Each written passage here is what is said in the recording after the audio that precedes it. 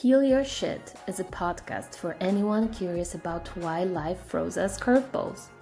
We're all about digging into the connections between mind, body, and soul, but we keep it real.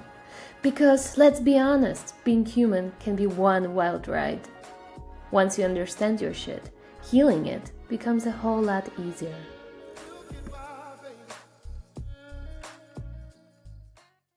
Hi, welcome to Heal Your Shit podcast. We're your hosts. I'm Laura. And I'm Ulof. So for me, I went to a space in my life where it was so much suffering that I just couldn't bear with it. So I basically had to choose between becoming a bitter old man or start healing my shit. So for me, that path went through a lot of different modalities, but what I work mostly with today is de-armoring and IFS and inner child healing in different ways. So I have sessions with couples or individual sessions, and I also hold workshops. And I'm Laura, and I started this journey, I guess, because of my depression, and I worked through it. And thanks to that, I have a lot of insight. I became a coach, a trauma-informed coach.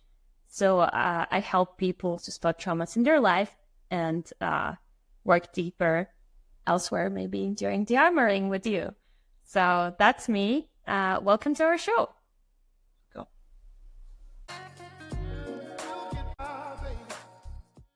Welcome, everybody, to our 6th episode. Hawaiian boat. Tuning into. I love that. Right, yeah. So today we're going to talk about why Are you not happy. Okay. Yeah. So why is it so hard to be happy these days? Hi. So let's start maybe with what happy means, really. I don't know. What do you think it means? Well, for me, I think, a lot of people want to be in this happy state that it's sort of almost like... Euphoric? Yeah, like euphoric all the time. And that's not really reality, is it? Yeah, well, you cannot be euphoric all the time unless you're on drugs, I guess. Yeah, I'm sorry. So maybe you need to find out what brings you down also. Yeah. And like for me, as I understand happiness, it's like mostly the acceptance of what is and appreciation of what is. So that means that whatever happens, and it can be good and bad stuff, you're okay with it. Yeah, that's what I also mean. Like you're in alignment. Yeah. And then you're in alignment with reality. Yeah. Instead of having that concept of everything is supposed to be good all the time. I'm supposed to enjoy myself all the time, eating good food, having good fun, like the whole Julie songs, like going with pleasure. And to see, you probably need to go through that journey to see that that really doesn't give you happiness in a deeper sense. Yeah. Because I sort of tend to drift towards the word contentment, because that's for me is more, okay, I'm content with what I have. And that's also tuning into gratefulness for what I have. That's what we're talking about. But there's another layer to it. So you're grateful, you're accepting the reality you have, but also you find those joyful moments, which we say, like, you don't have to be this joyful and happy all the time, but like you find those little moments that make you feel like, wow, that's so cool. Even if you don't have everything you would like to, your dreams are not yet, realized and so on, but you still find this awe. Like the other day we were here and we had a really nice meetup with your friends and there was like fire, and I just felt so happy in that moment and so grateful, like, wow, all these people and the connection that you feel and the vibe, Yeah. The community. Yeah, the community. Yeah, that's important. But, it's like just the understanding that happiness doesn't mean that perfect trip or that super car or owning a house or being married. Maybe for some people, they think that it equals happiness, but then they realize after getting that, oh shit, It's a trap. it's a trap. It's like, oh, I get married, but there's not just happiness all the time, or I got this house, but there are some problems with the house. Yeah, isn't it in the movie Seven, like the things you own end up owning you? Oh, in a way, I think Yeah. so. Yeah. So, because happiness also, like the concept of happiness can be such a mind trip. You know, for example, when you meet with a good friend and you start feeling that, appreciation of the friend that comes in the body, like joy coming up through the body, not through your concept. Because if you're like, I need to be happy all the time, then you start clinging to the happiness, and then you start being controlling, and then you're like, I need you to do that, you need to come this time, and then you start, sort of being a bit of a prick, really. And people feel that, and then they start treating you like a prick, and then you're not really happy, are you? No. But also like having a condition, I will be happy when. Yeah. And I think that's a huge problem of our times, that we just don't feel into it, but we're like saying, oh, feeling into the future and thinking a lot about future, and like I can get happy when I get 2 kids and a house and a boat, Yeah. right? So that's going to be my happy scenario. For me, it comes down to is like being today, here, now, and saying, well, maybe I don't own that Volvo, and I don't have a house, and maybe I don't have 2 kids, but hey, I mean, it's awesome still, like this journey is cool. Something interesting every day happening, right? Yeah, and also to put the work in, like to be committed to something. Like, this is my heart's desire, so I'm going to stick with it, and I'm going to do the work. Yeah. No matter if it feels painful, hard, or whatever, I show up to it and I do my work. And then through that, happiness can come. But it's not like the forceful happiness, or I just want to be happy all the time happiness. It's more like the joy arising. Yeah. I feel we many times have that notion that the other person is going to make me happy. Yeah. And that's risky. Yeah, that's very risky, because then you need to self-care. Yeah. So I actually asked today a friend, we talked about it, and he said, well, I feel I haven't been happy for some time now. And I feel what would make me happy is that the other person. And I said, what really would make you happy? Like, what would it be, a feeling? Would it be like the safety of it? Yeah. So like maybe map it, what it is, because saying that the other person is the happiness is a little bit, a Russian roulette thing. That's what I mean. Like, you're setting a finger on, like, we really need to untangle these concepts and the thoughts that we have. That's, a lot of them are probably unconscious. Yeah. And that we bring them with us, and then we sort of go with that without questioning ourselves and saying, okay, what do I really mean? What is it that I'm really longing for? Because that's a bit of a more responsible approach than just like, feed me happiness. Yeah. Because that's what I can see sometimes with people, like everything's supposed to be, unicorns and sunshine all the time. And I feel that that's also the reason that many times now people have problems with getting into relationships, because the expectation is so high. Yeah. Like, you're going to provide me with unicorns, smiling faces, and everything good. And that was another conversation I had recently that, like I said, well, you can be you, and you can have a bad day as well. Like, it's not like big deal. Everyone has that. So it's not like just unicorns and smiley faces. No, and we were talking about before, like the flow, the wave, like there's this coming and going. And that's one of the principles of life. And if we don't see that, we can tend to become miserable. Because, we need to ride those waves. Sometimes we need to be really still and really feel in and really, break our patterns. So we can see what's life calling for us at the moment. Yeah. And also another challenge that I see here is that people think that owning this consumerism or capitalism, so like you're going to own something, and that's going to give you. And then again, I would invite everyone to think about, oh, if I feel that having a luxury car is the thing for my happiness, then dig into it and ask yourself, why? Yeah. Is it like because then you can impress people?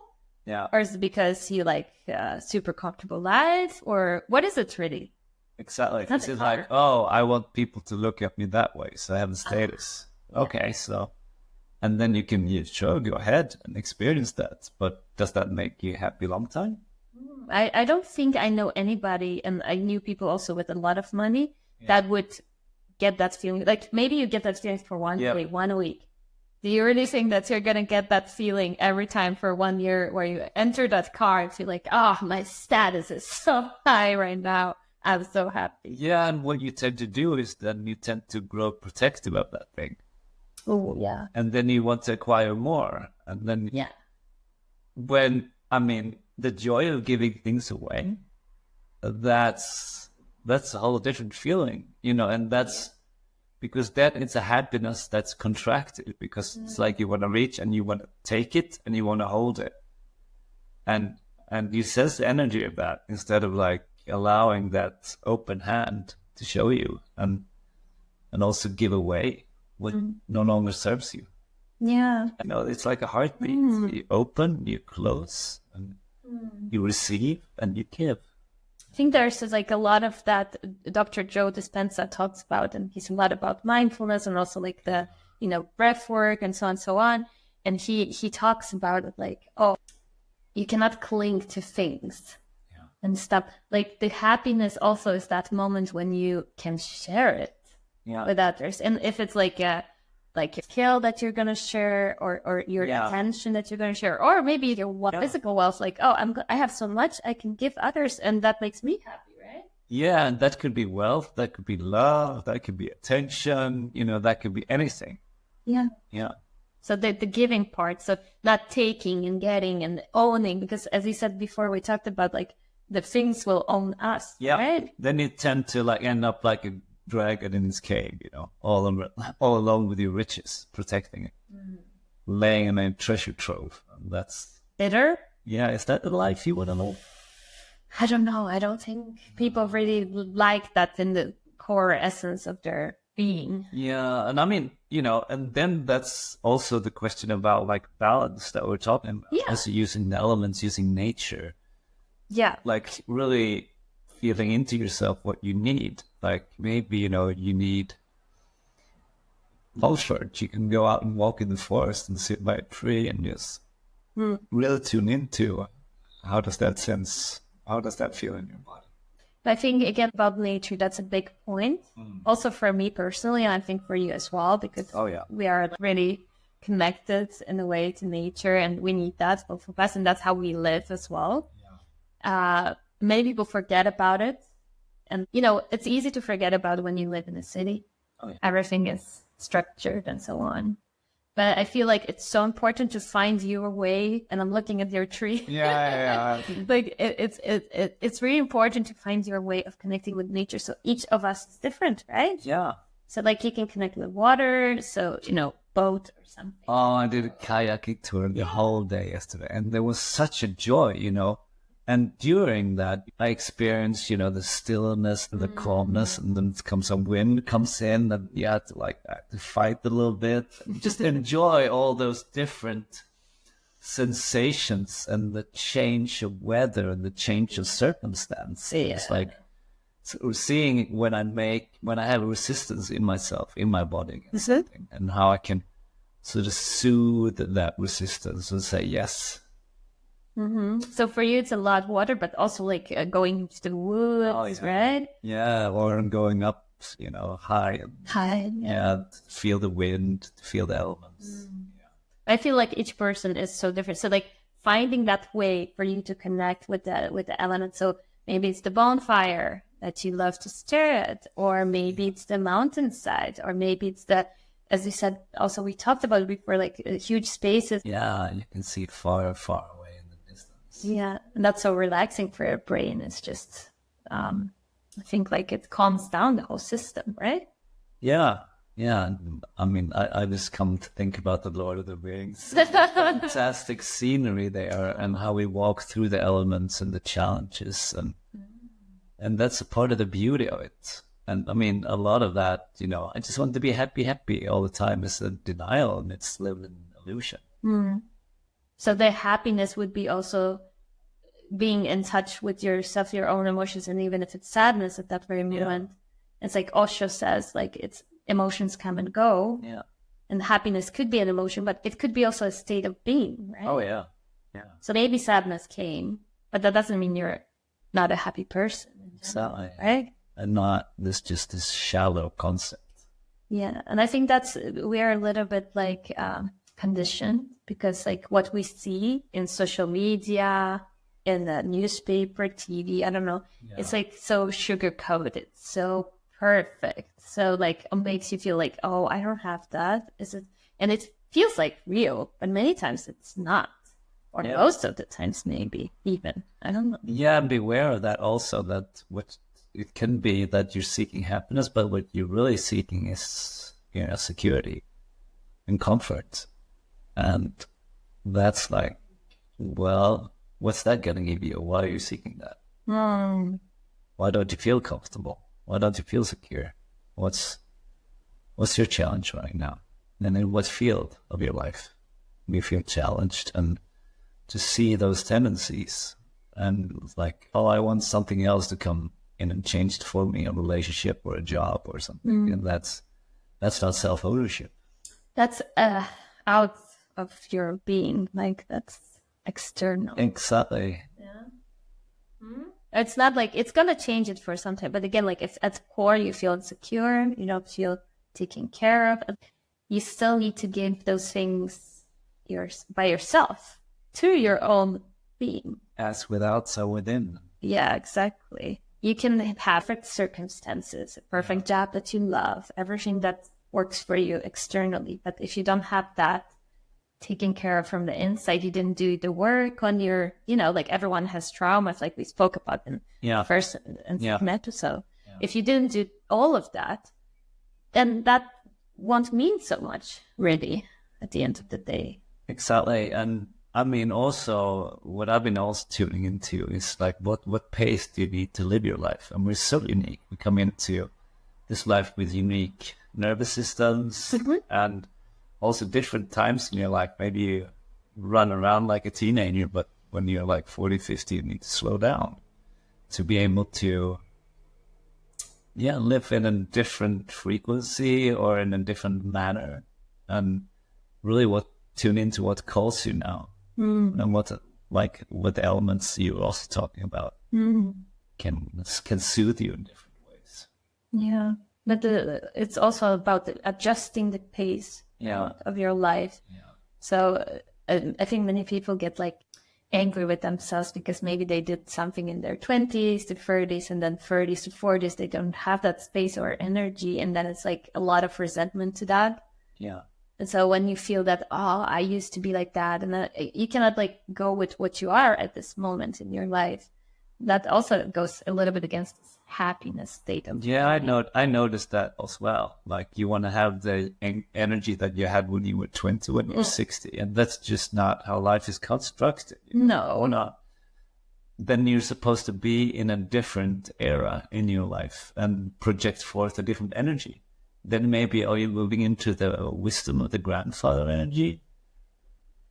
Can you embody that, or you just want to run around like a 20-year-old?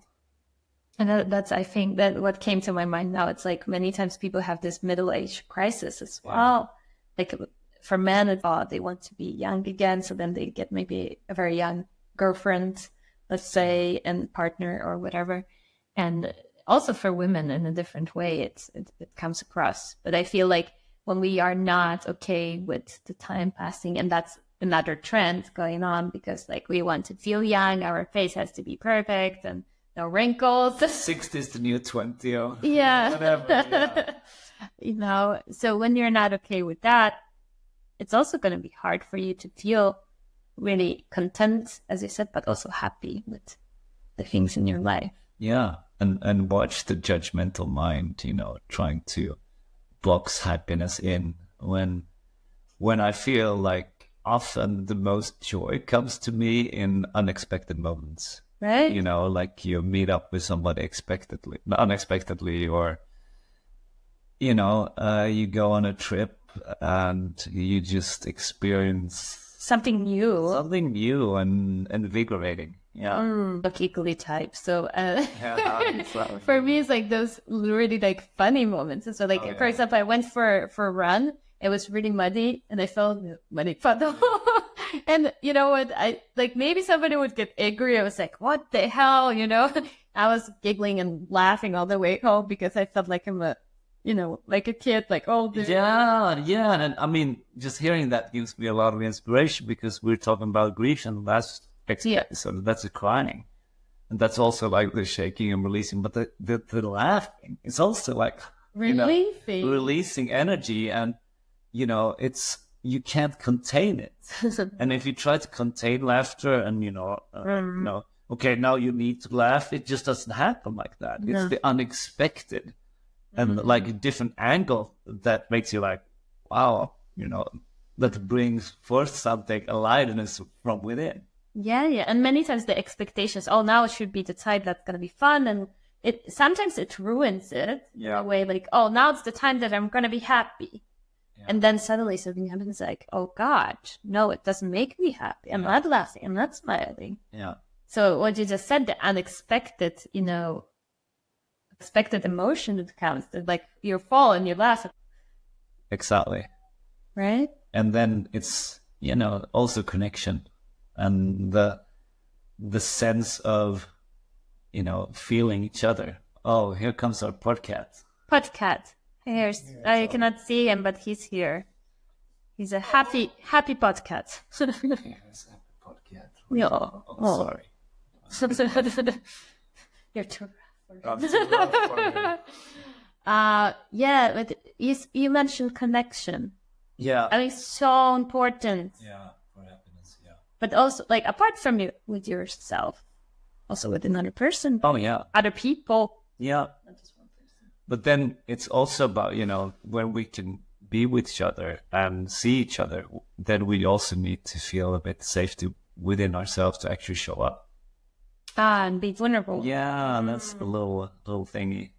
But then again, we can be, in laughter mode and not be so vulnerable, but to really get that sense of connection, it takes some nerve to go there. That's true. But yeah, I think like if I look at my personal journey, I mean, I always connected easily with people, but I feel like over the years, now I feel like I don't feel like burdened or maybe shy or like afraid of exposing my silliness. Yeah. Maybe like years ago, I'd be like, oh, maybe I shouldn't have said that. Yeah. And now I just don't care. And you see it, right? Like, it's funny because I used to be so cool with just being silly all the time. And now I'm so cool with just being also in the depth. Yeah, both, right? Yeah. But I feel like when you see that you can say whatever and like be yourself. Yeah. Like, oh, I can just, maybe be silly, say stupid stuff, but like still be in connection with myself, with other people. That is so joyful. Yeah. Right? And then to do that, and enjoy yourself. Yeah. And maybe somebody doesn't like you and it's like, okay. Yeah. That's all right too. But yeah, exactly. Because like we also like, we're in the era of likes, Facebook, hearts, stuff, right? Like there needs to be good feedback so we feel good. I feel it's totally fine that people don't like our energy. Like I'm like not chocolate cake. Not everyone has to like me, right? Yeah, and it's all these hacks, like the dopamine hack, the endorphin hack, And I mean, we could play with that. That could be good fun, and we need an understanding of that as well. But it could also turn into, too much of consuming, Facebook or working out all the time, or just to fit in a way. Yeah. but also the containers. I mean, we spoke about it in different episodes, I feel like in different way, but when we try to fit in those containers of our roles, right? Like we want to be a perfect mom, we want to be a perfect dad, a perfect partner. And then also that kind of perfection kills a lot. Oh yeah. That's a big killer. We're all on our unique life journey. Every second of the day can be your guru. Or every encounter, every emotion. How do I navigate in this? Do I like allow myself to feel? Do I allow myself to move? Do I allow myself to be still? What's my balance here? Can I stay true to myself and let life go through me? So trust the process in a way. Yeah. Which is not easy. It's not easy, and it takes sometimes you need to stop and look at it and analyze and feel and maybe ask a friend. I mean, and you have to find your way. I love to speak out loud, and then I hear myself, and then it's like, oh, insights come through that. Did the same. Yeah. So some people like to write the journal or, drawings or paintings to get in contact with that deeper voice. Yeah. But also, if we still think about challenges that are a little bit against the happy me, another challenge that I see is that we always want to go get better, like always thriving and striving and always like chasing. Yeah. And I feel that that's kind of goes against of what we just said before. Yeah. And I, for me, it comes to the saying that Adya Shanti has, always being, always becoming. Mm-hmm. So it's a sense of I'm always here. I'm always this awareness, looking and seeing, and there is a part that's moving and maybe acquiring or learning new skills or doing new things. It's finding that balance of sitting back and watching, but also participating in this life, in this body, in this world. Like doing both. Yeah. And that doesn't mean you have to do it at the same time, because that would be very difficult to do. And I mean, it's a practice. I mean, you can sit and meditate on your cushion, but what's going on inside you every moment of the day, that's your real meditation. Exactly. So like what you're saying is like live in today, live in now. Yeah. Like we don't know about tomorrow, really. Yeah. Do we? Like every time we close your eyes, you don't know if you're gonna really wake up. How can you know that? Yeah, and if you plan for tomorrow, which we need to do, you do that in the now. Now I'm planning for tomorrow. Yeah. And what happens tomorrow? Sure, like we have a structure for this, and sometimes we go with the structure, sometimes we change the structure, and there's a fluidity in the structure. So it's a dance between holding on, creating a structure, and then letting go of that structure to see that life actually wanted to flow in a different way. So actually being okay also with that well, I planned for this. This was my goal. Yeah. On the way, I went like like this. It wasn't a straight road to that point. Yeah, because you see, in nature, there's no straight lines. And it's all perfect. It arranges itself in the amount of least resistance or something. I feel we're in this energy of it. It's so fluid. No, I always wanted to go there, by the way. Now I'm ready.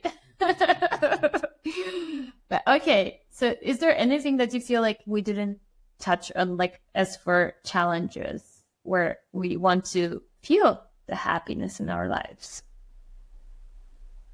No. What comes up is like the concept of happiness itself. That could be such a hindrance that we project forth a picture of reality that's not aligned with our current reality.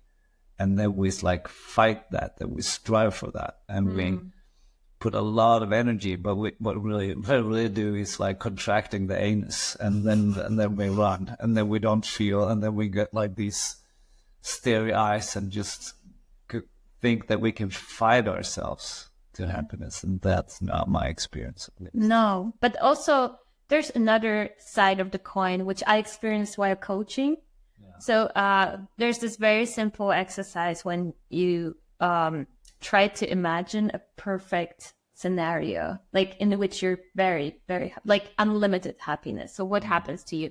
And every time as a coach, you just raise the bar. Okay, what more can be there? Like what else? Like how can you even make it better? And there's always, the thing is like the mind always comes up with more and more and more and more. So it could be better.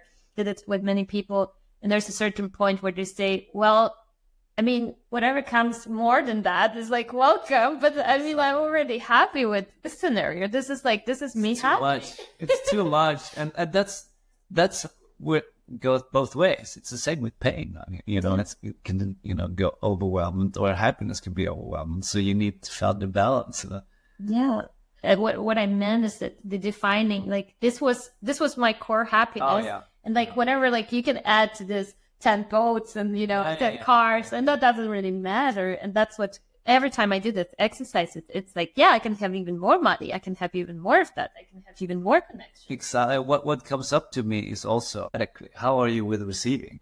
Like if you like put your arms like that and say, okay, give it to me, or even like feeling like grabbing things and taking it to my reality. That's something I working with that I find like, that's challenging for me to like actually take something and make it to be mine. I have easier time to let go and let it flow, and also to receive like that, but actually grabbing and making it mine. That's a bit scary. But aren't you doing it? Like you're like, where I can see that. Yeah, but we have different challenges in our life, and it never it never ends. It's just like, then I need to, okay, there's still a little resistance there. So I'm trying to feel into that and work with it also somatically. Yeah, because many times it's harder to receive than Yeah. give, right? Because it can also be like, no, don't want that. It's very easy to have a no, but how is it to have a no that comes closer and then turns into a yes, and to play with that? That's also fun. It's like, no, but then can you stay with yourself in your own reality and still mold your no's and yeses? That's interesting. But if we think about how people can invite more of the good vibe into their lives, so they're more content with their lives, but also more living it fully. I'm not even saying happily, because that, again, the concept is so fluid, but like living it fully. Like, do we have like some clues here? I think for a lot of people, you need to create a little time, a little space in your life, because that's also one of the elements that's key. If you don't have space, you're always crammed, you're always stressed, you don't have room for reflection, you don't have room for change, because you're holding on to a structure and you're barely, having your head above the water. So that could be one thing, to really see, okay, am I living the life that I want? To make a meditation routine to really feel into your body and asking those questions every day. So kind of reflect, like the reflection of it, like, do I really have what I need for me to feel good? Exactly. And if you're not into that, you just do maybe slow dancing or something to get the flow going, because what we tend to do is we get so locked in our minds and our thoughts about what our lives should be and what we shouldn't be doing. So just find your ways into going into your body through yoga, dance, walking in nature, and, connected to that deep, still voice within. I think that it would be very interesting to do first, like an exercise where you map 8 parts of your life, like, or values in your life that are important to you, and say maybe, how happy am I with that? Okay, like here's a 10, here's a 2, here's a 5. And then go into the somatic mode and feel into it, because that's like the mind says that. Maybe it's a construct, but then feel into it. Just dance, just do that, like feel it in your body. And as you were pointing at, what's your core value, and analyzing, like, are you living from your core values? That's a deep happiness.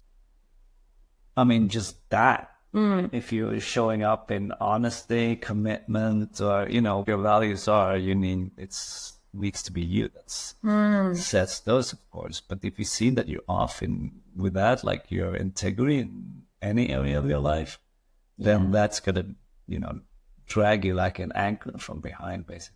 Yeah, and there are so many examples that come to my mind right now. Yeah. Like a coaching trainer. Yeah. So there's this story about this woman who valued the most in her life this discovery, traveling, and, you know, getting to know new cultures and so on.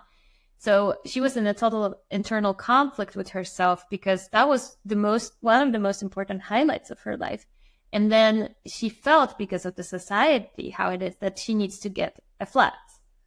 And she was in a total conflict because she was like, oh, I really have to get my own apartment, pay for it, have a mortgage for that, you know, get it for 20 years. But I cannot do that anymore. No. And then when you like kind of find those contrasts in your life, like, this is what I long for. Yeah. This is what I need. This is what makes me happy. And this is what somebody else told me that I need to do so that I can find my happiness. So have a family, get your life in a certain way, have a stable job or something. Yeah. Maybe that's not for you, right? Exactly. And I mean, that kind of more commitment to like building structures in your life and following your value systems sets the ground, the basis for a more happy life, instead of this sort of teenage happy being on the party, you know, partying all the time, because, you know, every party ends, you know, you can't continue partying for weeks at the road. Some people do that. You got to sleep, you know, and it's been a place. Yeah, but life is not a party. No, not a continuous party. It's very different things. Party can be part of it. Yeah, party part. but yeah. So that's I think that's really like important. What we just said: the values, the understanding. Where am I? Am I aligned with myself? Yeah. Feeling in the body, but also what comes up to me right now is the gratefulness. So there's a lot about gratefulness, like be grateful and so on. But like just, you know, realizing, waking up and thinking about 3 things that you actually are happy about. Like, oh, well, do I have a roof? Yes, I do. And I have a cozy bed, and maybe I have a really nice breakfast, and there's sun shining, like simplicity of the things, right? Exactly. Just seeing them, because many times when we're like so focused on, oh, I need to achieve this is my happy goal. This is where my happiness lays. We forget about everything else that surrounds us. And that's what I also wanted to tune into, because it's so easy that we equate happiness with the most intense sensations of joy.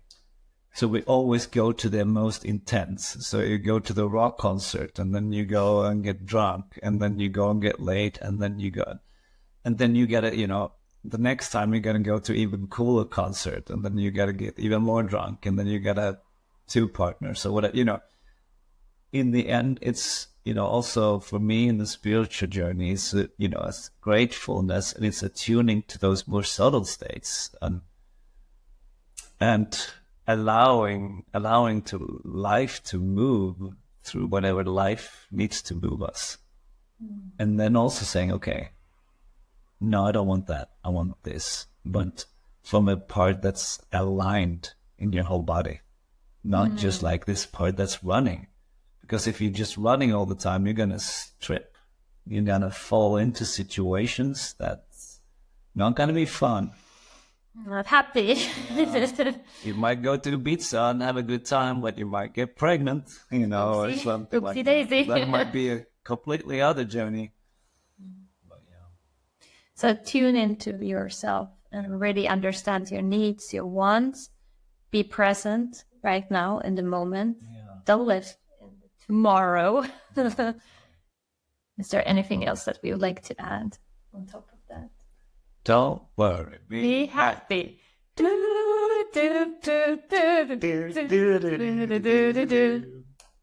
worry. Okay. That's a nice way to finish. Yeah, that's lovely. Thank you so much. I feel so grateful for being here with you. Me too. What a fun journey. Yeah, it's good fun. Happy. Right, thank you so much. Take care and see you soon. See you soon. Ciao, ciao.